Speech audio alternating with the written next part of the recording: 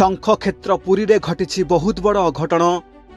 महाप्रभु जगन्नाथ मंदिर पाखरे होईछि बड़ धरणर पाप। नव विवाहिता स्वामी स्त्री घटी दुर्घटना। स्वामी को बांधी स्वामी आगरे दुर्वृत्त माने स्त्री को करिछंती दुष्कर्म। एसबु देखि समस्ते हो जाइछंती आश्चर्य। महाप्रभु उपस्थिति उपरे लोके करिछंती प्रश्न। वीडियो आरंभ करिबा पूर्वरु आपण जदि जगतरनाथ महाप्रभु श्री जगन्नाथ को भक्ति करती, प्रभु जगन्नाथ को आराध्य बोली मानती, ताहले वीडियोटी को एक लाइक करी कमेंट बॉक्स रे जय जगन्नाथ लिखि दियंतु। बालेश्वर जिला भोगराई ब्लॉक अंतर्गत दुर्गापुर ग्रामर मेघना दास बयस 26 वर्ष बालेश्वर एक घरोई हॉस्पिटल रे नर्स भावे काम करती। गत वर्ष जुलाई मासरे तांकर दीपक कुमार सेनापति विवाह होइतिला। आउ बुलाबुली करबा पई स्वामी स्त्री दुहे पुरी आसीथिले। आउ सेठी तांको सह घटिगला एक भयंकर दुर्घटना, जहाँ से केबे मनरु भूली पारिबे नहीं।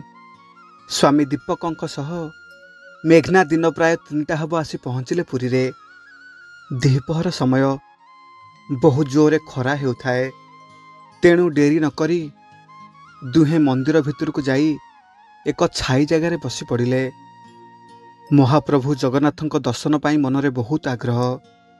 एमितिरे तो आगुरु बहुत थर दुहे आसिछंती पुरी, किंतु सेदिन किछि अलगा लागुथाए।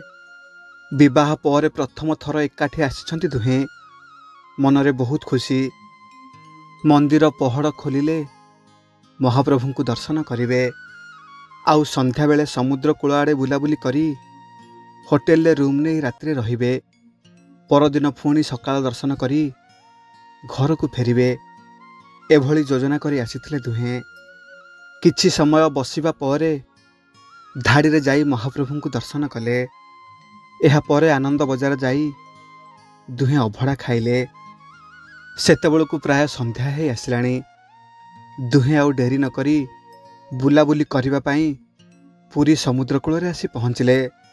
आउ सेठी तांको सह जहा घटिगला ताहा थिला बहुत भयंकर।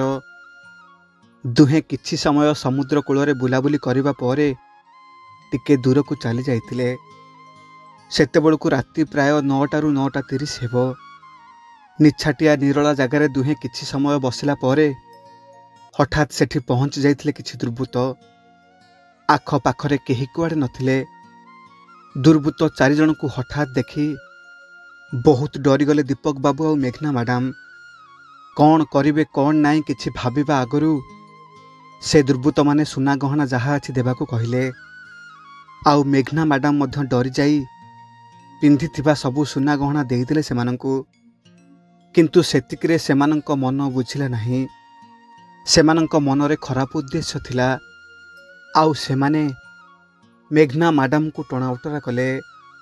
एहा परे दीपक बाबू सेमानंकु प्रतिवाद कले, किंतु कौन करिवे, सेमाने 4 जन थिले। दीपक बाबू एका सेमानंकु प्रतिवाद करि पारले नहीं। सेमाने 4 जन मिसी दीपक बाबू को बहुत मारधर कले। आउ दीपक बाबूंको पाटी रे एक कपड़ा देई तांको हाथ गोड़ बांधी देले। स्वामींकर एभली अवस्था देखी मेघना मैडम सही दुर्वृत्त मानकर गोड़ हाथ धरी नेहुरा हेले।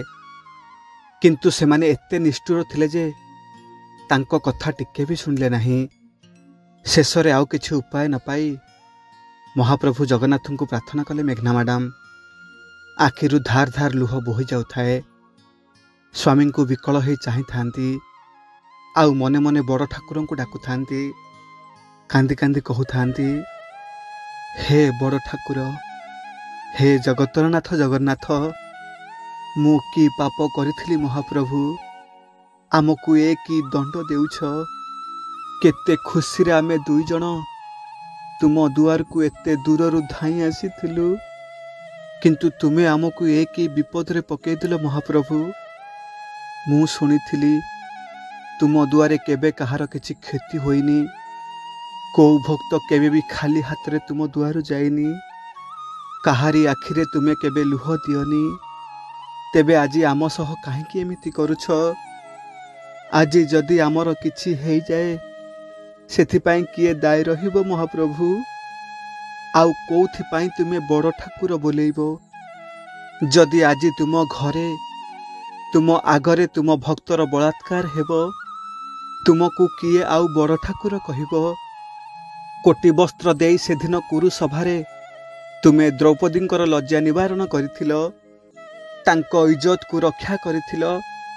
ତେବେ ଆଜି କ'ଣ ପାଇଁ ଚୁପ୍ ହେଇ ବସିଛ? ସେସବୁ କ'ଣ ମିଛ ଥିଲା? ସେସବୁ କ'ଣ କେବଳ କାହାଣୀ ଥିଲା? ମହାପ୍ରଭୁଙ୍କୁ ଏମିତି କହି ବହୁତ କାନ୍ଦୁଥିଲେ ମେଘନା ମ୍ୟାଡ଼ାମ। ସେତେବେଳକୁ ଦୁର୍ବୃତ୍ତମାନେ ତାଙ୍କ ସ୍ୱାମୀଙ୍କୁ ବାନ୍ଧି ଦେଇ ତାଙ୍କୁ ଟଣାଓଟରା କରୁଥାନ୍ତି। ଆଉ ଠିକ୍ ଏତିକି ବେଳେ ସେଠି ଘଟିଲା ଏକ ବିରାଟ ଚମତ୍କାର। ମେଘନା ମ୍ୟାଡ଼ାମଙ୍କ ଡାକ ସତରେ ଶୁଣିଲେ କଳା ଠାକୁର। ସମୁଦ୍ର ଆଡ଼ୁ ହଠାତ୍ ଏକ ଡଙ୍ଗା ବହୁତ ସ୍ପିଡ଼ରେ ଆସି ପହଞ୍ଚିଲା ସେଠି। ଆଉ ସେ ଡଙ୍ଗାର ନାଉରିଆ ଜଣଙ୍କ ଏମାନଙ୍କୁ ଦେଖି ଜୋରରେ ଦୌଡ଼ି ଆସି ସେଠି ପହଞ୍ଚିଲେ। ଆଉ ତାଙ୍କୁ ଦେଖିବା ପରେ ଦୁର୍ବୃତ୍ତମାନେ ଯିଏ ଯୁଆଡ଼େ ସବୁ ଦୌଡ଼ିବାକୁ ଲାଗିଲେ। ଆଉ ସେ ନାଉରିଆ ଜଣଙ୍କ ମଧ୍ୟ ସେ ଦୁର୍ବୃତ୍ତମାନଙ୍କ ପଛରେ ଗୋଡ଼େଇଲେ। ଏହାପରେ ମେଘନା ମ୍ୟାଡ଼ାମ ସାଙ୍ଗେ ସାଙ୍ଗେ ଦୌଡ଼ିଗଲେ ସ୍ୱାମୀଙ୍କୁ ଖୋଲିବାକୁ। ହଠାତ୍ ନିଜ ଜୀବନ ଆଉ ଇଜ୍ଜତ ଫେରି ପାଇ ବହୁତ ଖୁସି ଆଉ ଆଶ୍ଚର୍ଯ୍ୟ ହୋଇଗଲେ ଦୀପକ ବାବୁ ଆଉ ମେଘନା ମ୍ୟାଡ଼ାମ। ଏହାପରେ ସ୍ୱାମୀ ସ୍ତ୍ରୀ ଦୁହେଁ ସେ ନାଉରିଆ ଭାଇ ଜଣଙ୍କୁ ସେଠି ବହୁ ସମୟ ଅପେକ୍ଷା କଲେ। କିନ୍ତୁ ବଡ଼ ଆଶ୍ଚର୍ଯ୍ୟର ଘଟଣା କି ସେ ନାଉରିଆ ଭାଇ ଜଣକ ଆଉ ଫେରିଲେ ନାହିଁ।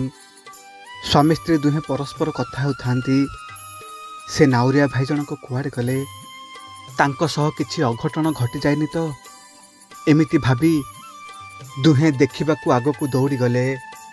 କିନ୍ତୁ ଦୂର ଦୂର ପର୍ଯ୍ୟନ୍ତ ସେମାନେ ତାଙ୍କୁ ଦେଖିପାରିଲେ ନାହିଁ। ଏହାପରେ ଦୁହେଁ ଭାରି ବ୍ୟସ୍ତ ହୋଇପଡ଼ିଲେ। ଆଉ ଡେରି ନ କରି ସାହାଯ୍ୟ ପାଇଁ କିଛି ଲୋକଙ୍କୁ ଡାକି ଆଣିବାକୁ ଦୌଡ଼ିଗଲେ। ଆଉ ଯେତେବେଳେ ସେଠାକୁ ଫେରିଲେ ସେଠି ଯାହା ଦେଖିଲେ ସମସ୍ତେ ବହୁତ ଆଶ୍ଚର୍ଯ୍ୟ ହୋଇଗଲେ। ଫେରିବା ପରେ ସେମାନେ ଦେଖିଲେ ସେଠି ଥିବା ଡଙ୍ଗା ନାହିଁ। ବାଲି ଉପରେ ଯେଉଁ ସବୁ ପାଦ ଚିହ୍ନ ପଡ଼ିଥିଲା ତାହା କିଛି ନାହିଁ। ସମସ୍ତେ ବହୁତ ଆଶ୍ଚର୍ଯ୍ୟ ହୋଇଗଲେ। କିଛି ଲୋକ ତ କହିଲେ ଏତେ ରାତିରେ ହଠାତ୍ ଜଣେ ସମୁଦ୍ରରୁ ଡଙ୍ଗା ଆଣି ଏଠି ପହଞ୍ଚିବା ଅସମ୍ଭବ। ଏସବୁ ଶୁଣି ସମସ୍ତଙ୍କୁ ବହୁତ ଆଶ୍ଚର୍ଯ୍ୟ ଲାଗିଲା। ସ୍ନିଗ୍ଧା ମ୍ୟାଡ଼ାମ ଆଉ ଦୀପକ ବାବୁ ପରସ୍ପରକୁ ପଚାରୁଥାନ୍ତି, ସେ ବ୍ୟକ୍ତି ଜଣକ କିଏ ଥିଲେ? ସେ କୁଆଡ଼େ ଚାଲିଗଲେ? ଡଙ୍ଗାଟା ତ ଏଇଠି ଥିଲା, ସେ ଡଙ୍ଗାଟା କୁଆଡ଼େ ଗଲା? ଏମିତି ପ୍ରଶ୍ନ କରି ସ୍ୱାମୀ ସ୍ତ୍ରୀ ଦୁହେଁ ଆଶ୍ଚର୍ଯ୍ୟ ହୋଇଗଲେ। ତାଙ୍କୁ ଏମିତି ଲାଗୁଥାଏ ଯେମିତି ସ୍ୱୟଂ ମହାପ୍ରଭୁ ଜଗନ୍ନାଥ ଜଣେ ସାଧାରଣ ମଣିଷ ରୂପରେ ଆସି ତାଙ୍କୁ ଆଜି ଏତେ ବଡ଼ ବିପଦରୁ ଉଦ୍ଧାର କଲେ। ନହେଲେ ସେ ବ୍ୟକ୍ତି ଜଣକ ହଠାତ୍ କୁଆଡ଼େ ଚାଲିଗଲେ? ସବୁ ବୁଝିସାରିଥିଲେ ସେମାନେ। ଏସବୁ କେବଳ ସେହି ମହାପ୍ରଭୁଙ୍କ ଲୀଳା। ତାଙ୍କ ଛଡ଼ା ଏସବୁ ଆଉ କିଏ ବା କରିପାରିବ? ଦୁହେଁ ହାତ ଯୋଡ଼ି ସେଠି ପ୍ରଭୁଙ୍କୁ ମୁଣ୍ଡିଆ ମାରିଲେ। ଆଉ ପରଦିନ ସକାଳେ ପୁଣି ଥରେ ଠାକୁରଙ୍କୁ ଦର୍ଶନ କରି ଭଲରେ ଭଲରେ ଘରକୁ ଫେରି ଆସିଲେ। ମହାପ୍ରଭୁଙ୍କର ଛୋଟିଆ ଅନୁଭୂତିଟିଏ କେମିତି ଲାଗିଲା କମେଣ୍ଟ ମାଧ୍ୟମରେ ଆପଣଙ୍କର ମତାମତ ନିଶ୍ଚିନ୍ତ ଭାବରେ ଜଣାଇବେ। ଆଉ ମହାପ୍ରଭୁଙ୍କୁ ନେଇ ଆପଣଙ୍କର କିଛି ଅନୁଭୂତି ଥିଲେ ମୋତେ ମୋ ମେଲ୍ ଆଇଡ଼ିରେ ପଠାଇ ପାରିବେ। ଆଉ ଆମ ଚ୍ୟାନେଲକୁ ସବସ୍କ୍ରାଇବ୍ କରିନଥିଲେ ସବସ୍କ୍ରାଇବ୍ କରିଦେବା ପାଇଁ ଅନୁରୋଧ। ଆଜି ପାଇଁ ରହୁଛି। ଜୟ ଜଗନ୍ନାଥ।